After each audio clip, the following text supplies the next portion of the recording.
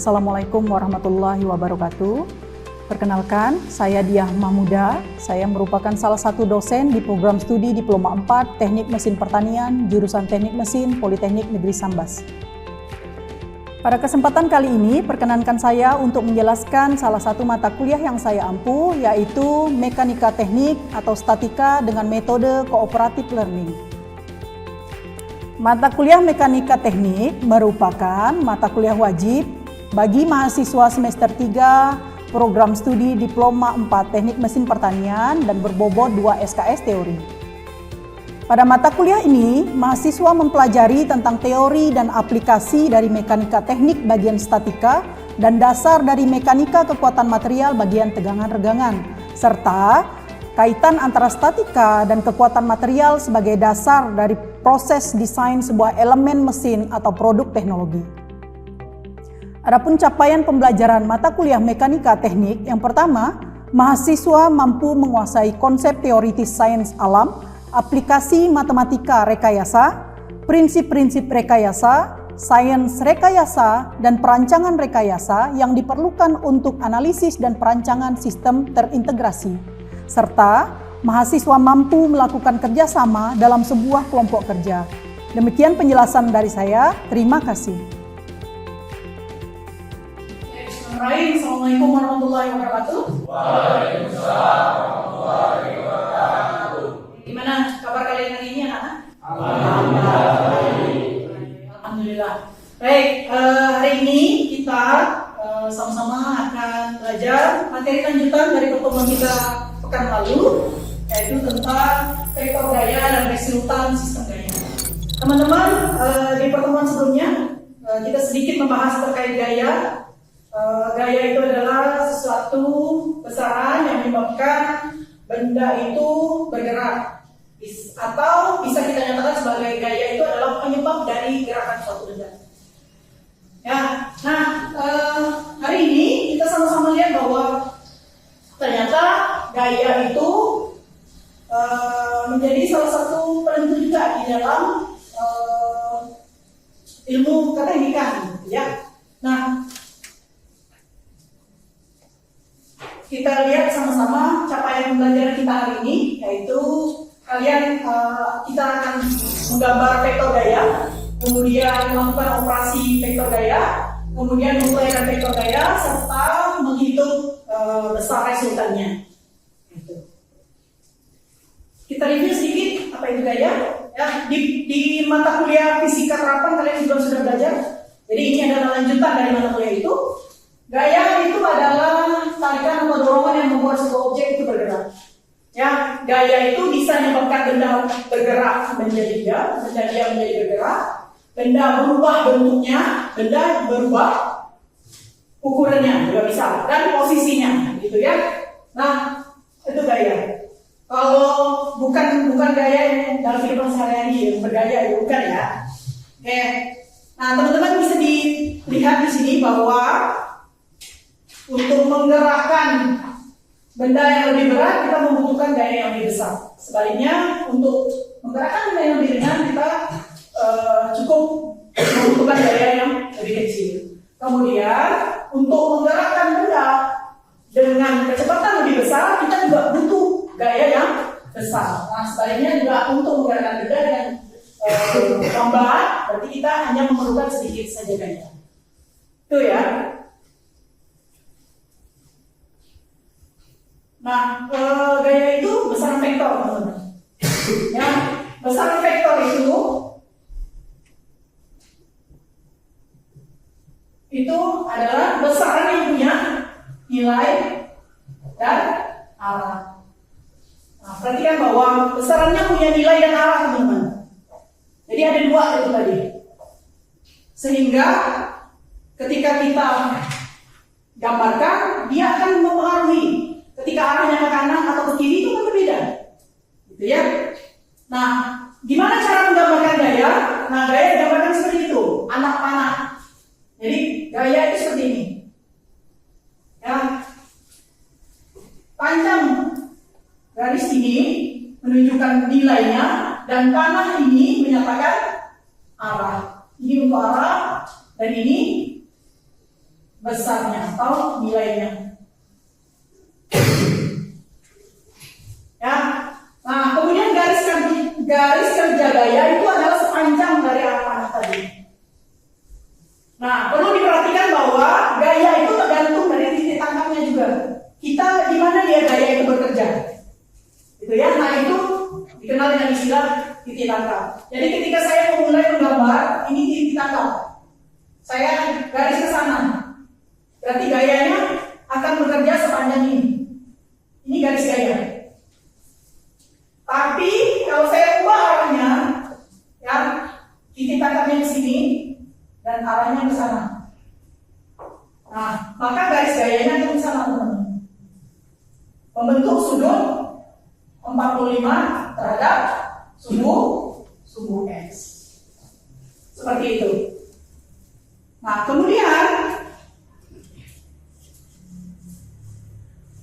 kita ada yang namanya skala. Ya, skala ini kita gunakan untuk melakukan perhitungan resultan dengan metode grafis atau menggambar. Jadi ketika saya mencoba untuk menggambar gaya ke kanan, saya menggunakan skala. Nah, misalnya ini 1, 2, bisa. Makanya gayanya misalnya 4 Newton. Skalanya ini 2 cm. Besar ini 2 cm. Berarti 1 cm mewakili gaya berapa Newton? 2, ya benar sekali. Ya, seperti itu. Kemudian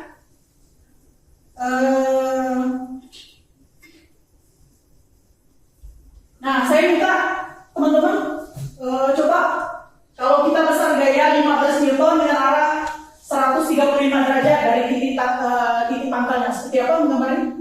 Silakan. Kemudian besar gaya yang 10 Newton arah 270 derajat, kira-kira gimana gambarnya? Dan yang terakhir besar gaya 15 Newton dengan arah 315 derajat, kira-kira seperti apa? Nah, silakan masing-masing mengerjakan di buku catatannya masing-masing.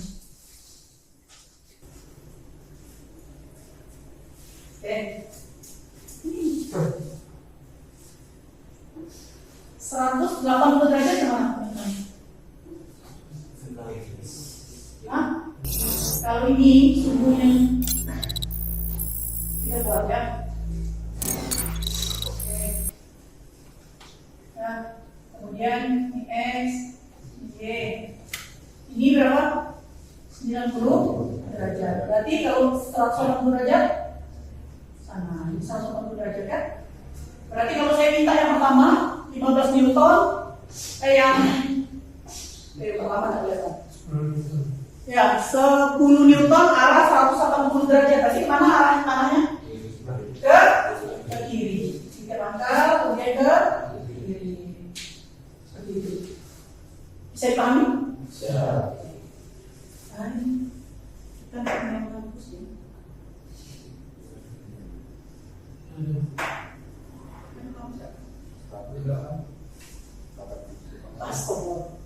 Oke, sifat gaya.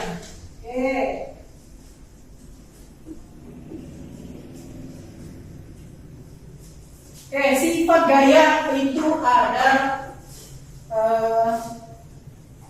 4 ya, teman-teman. Tuh, yang pertama apa? Yang pertama tuh gaya apa dipindahkan? Selama apa? Selama besar dan nilainya sama. Jadi kita boleh mengubah gaya itu di sepanjang garis kerja gaya tadi. Misalnya saya punya di sini ke sana. Nah, garis kerja gaya itu adalah sepanjang ini. Jadi misalnya ini saya buat F sama dengan 2 Newton dengan skala berarti 2, misalnya 2 cm. 1, 2 cm. Maka saya juga harus memindahkan dia di garis ini yang sesuai dengan garis kerjanya, juga sebesar 2 cm. Jadi Jadi ini dan ini adalah gaya yang sama. Sepanjang dia punya satu garis kerja. Kemudian yang kedua, gaya itu disebut sama kalau memiliki besar dan arah yang sama. Ya, serta tidak harus bertunggalan titik tangkapnya. Artinya, kalau saya buat di sini dan di sini, nah ini boleh. Berarti ini juga sama. Ini dan ini sama. Sini F1, ini F1 misalnya 5 Newton, ini F2 juga 5 Newton. Maka ini dan ini juga sama. Oke, yang ketiga, gayanya saling berlawanan jika garis kerja gayanya saling sejajar. Artinya dia punya, misalnya kita punya dua gaya. Nah, ini ditangkapnya. Nah, yang satu ke sana, berarti yang satu ke sini. Ini F1, ini F2. Ini berarti 5 Newton. Yang ke sini berarti min 5 Newton. Kenapa min? Ya, ini hanya menyatakan arah. Ya, tapi nilainya sama. Begitu ya. Kemudian yang terakhir. Nah, yang terakhir ini adalah dua gaya yang sama besar tapi tidak bertunggalan garis kerja. Ini yang kita nyatakan sebagai couple. Nah, gaya ini yang menyebabkan suatu benda itu berputar atau bahasanya torsi, benar ya? Ya. Oke, nanti kita bahas lebih lanjut ya. Nah, kemudian sistem gaya. Ya, ada tiga jenis. Ada tiga sistem gaya. Yang pertama itu koplanar. Kemudian yang kedua konkuren dan yang ketiga koliner. Bedanya apa? Bedanya kalau dia koplanar, dia itu semua garis gayanya terletak pada satu bidang bentar. Kemudian kalau konkuren, dia itu semua gayanya berpotongan pada satu titik. Kemudian untuk kolinier itu adalah gaya yang berada pada satu titik tangkap atau garis kerja, gitu ya. Oke, nah tadi karena gaya itu tergantung dari arah, ya besarnya bisa sama tapi arahnya mungkin berbeda, gitu ya. Maka kita perlu mengoperasikan gaya. Misalnya saya punya gaya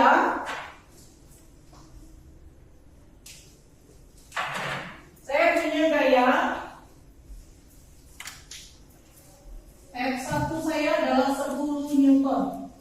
Berarti kalau dia ke kanan berarti dia positif. Nah, kemudian saya juga punya gaya F2 sebesar 5 Newton. Maka berapa penjumlahan gaya? Ya, berarti kita bisa menyatakan resultannya berarti F1 dikurang F2 berarti 10 Newton min 5 Newton sama dengan 5 Newton kemana? Ke arah kanan. Ya, ke kanan. Seperti itu. Ya, jadi bisa kalau dia searah kita apa kan? Kita jumlahkan, kalau berlawanan arah kita kurangkan. Oke. Ada pertanyaan? Silakan. Ya, Bu. Ya. Bagaimana jika posisi gayanya tidak sejajar? Oke, bagus sekali pertanyaannya. Bagaimana kalau gayanya nggak sejajar? Apakah bisa langsung dikurangkan atau jumlahkan? Jawabannya tidak bisa, ya. Jadi harus diuraikan. Jadi setelah ini saya jelaskan tentang penguraian gaya. Oke. Ya.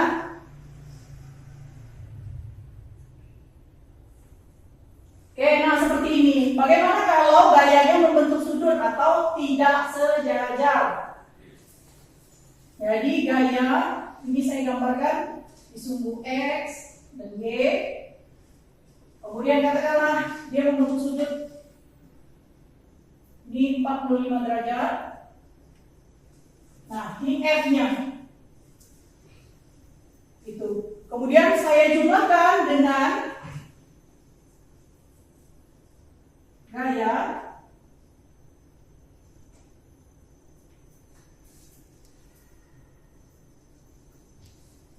nah ini seperti apa? Nah, kalau gaya yang membentuk sudut atau tidak sejajar tidak bisa langsung dijumlahkan. Jadi gaya pada X1 ini harus kita uraikan, ya namanya penguraian gaya. Kita uraikan mengikuti aturan trigonometri, teman-teman. Jadi kita uraikan menjadi gaya pada sumbu X, ya, berarti F1 pada sumbu X dan F2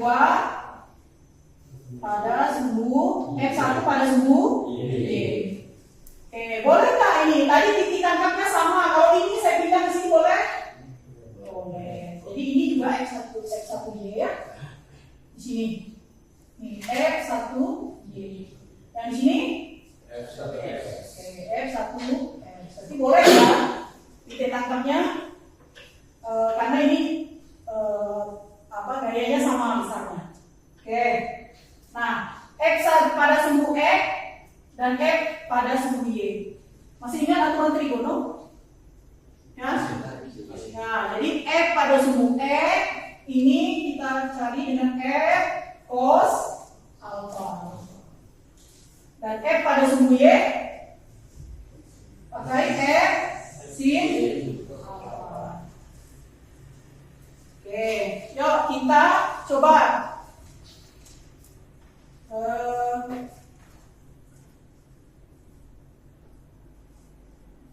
dengan satu soal ini ya. Jadi kita coba, kita sekarang hitung berapa sih resultan gaya untuk gaya yang tidak sejajar atau membentuk sudut. Ya, kita lihat ada dua buah gaya, silakan dibaca satu orang.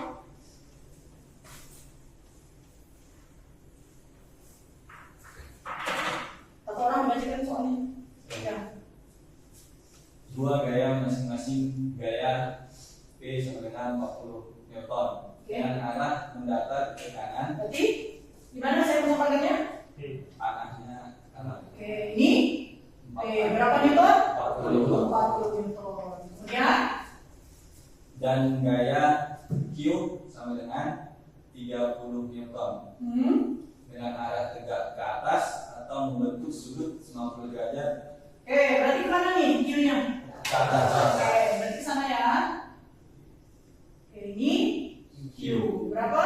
30 Newton. 30 Newton. Pertanyaannya adalah Gambarkan kedua gaya tersebut dan lukiskan resultannya. nah, hitung resultannya ya. Oke, kalau berdasarkan ini untuk gaya yang tegak. Ya, untuk gaya yang tegak lurus, kita bisa menentukan resultan dengan grafis, dengan cara grafis. Caranya apa? Memindahkan tadi. Jadi, boleh nggak gaya yang ini saya pindahkan di sini? Boleh? Boleh. Kenapa boleh? Karena tidak berubah besar dan arahnya. Oke ya. Jadi ini saya pindahkan ke sini. Ini adalah Q dan P dari sini. Boleh saya pindah ke sini? Boleh. Ini titik, ini panah P. Berarti resultannya adalah dari sini ke sana. Ini adalah resultan dari P dan Q. Kemudian diapakan? Menggunakan trigonometri ya. Nah, masih ingat ada teorema Pythagoras? Ya, maka resultan adalah kan P kuadrat ditambah Q kuadrat. Oke, berapa nih? 40 kuadrat ditambah 30 kuadrat sama dengan angka 1600 tambah 900 berapa? 2000 berapa? 50 Newton. Oke, Tuh ya.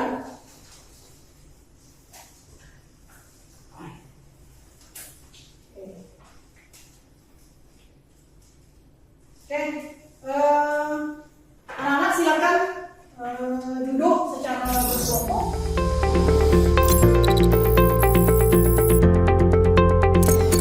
Soal yang mesti kalian kerjakan secara berkelompok. Jadi silakan diskusi. Saya kasih waktu maksimal 15 menit untuk mendiskusikannya. Kemudian baru kita 15 sampai 30 menit. Kemudian baru kita bahas di depan bersama. Ya.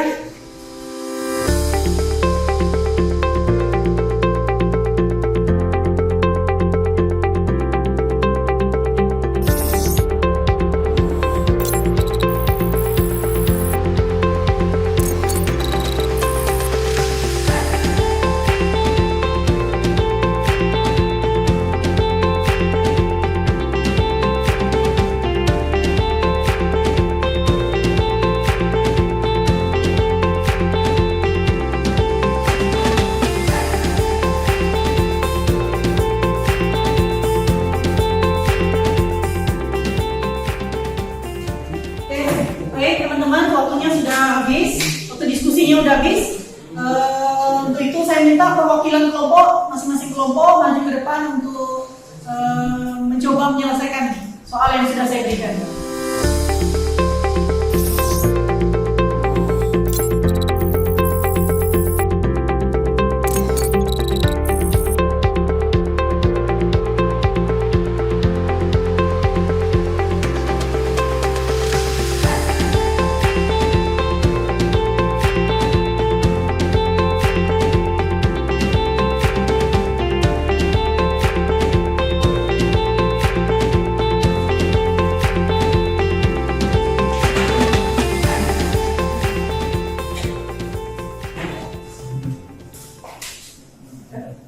Oke, baik teman-teman, sebelum kita bahas, silakan kembali dulu.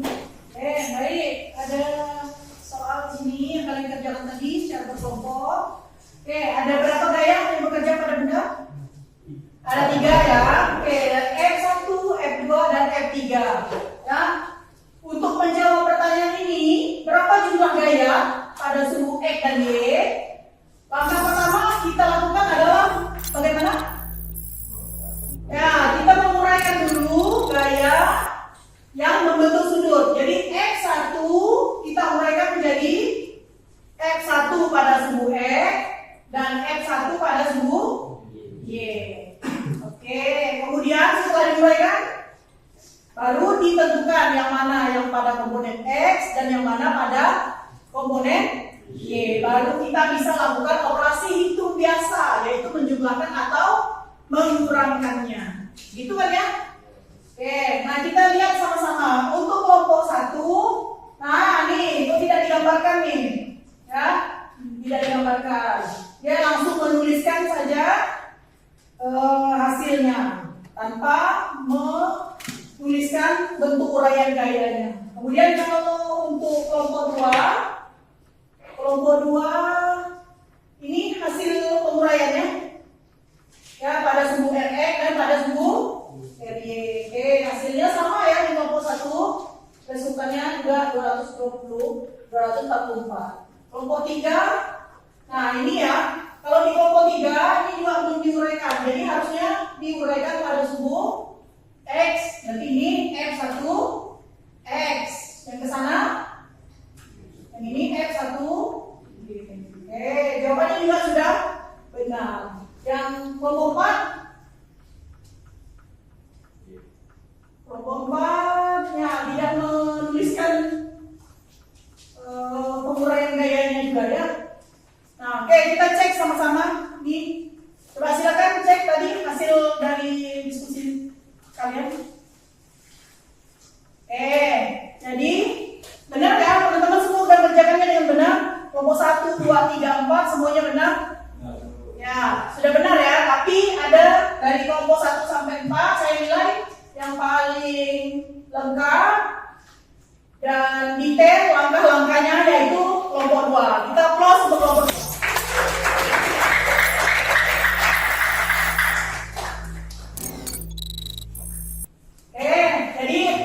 teman-teman, kita sudah belajar sama-sama tadi bagaimana menggambar vektor gaya. Kemudian gambar vektor gaya, bagaimana menggambarkannya? Disimbolkan dengan panah. Benar ya? Jadi disimbolkan dengan panah yang menyatakan nilai dan arahnya. Kemudian apa lagi yang bisa kita simpulkan? Ya, ada apa kalau untuk menggambarkan gaya? Ada titik tangkapnya, kemudian ada besar gayanya, kemudian arah gayanya, skala gaya dan skala. Kemudian kalau gayanya membentuk sudut, untuk menghitung resultannya maka gayanya harus diuraikan terlebih dahulu, yaitu pada sudut X dan komponennya pada sudut Y. Baru bisa dihitung resultannya menggunakan rumus Pythagoras biasa. Ya, oke, mungkin itu pertemuan kita hari ini. Terima kasih atas kehadirannya. Lebih kurangnya saya mohon maaf. Ketemu lagi pertemuan kita minggu depan. Tetap sehat, tetap semangat. Saya akhiri, wabillahi taufiq hidayah. Assalamualaikum warahmatullahi wabarakatuh.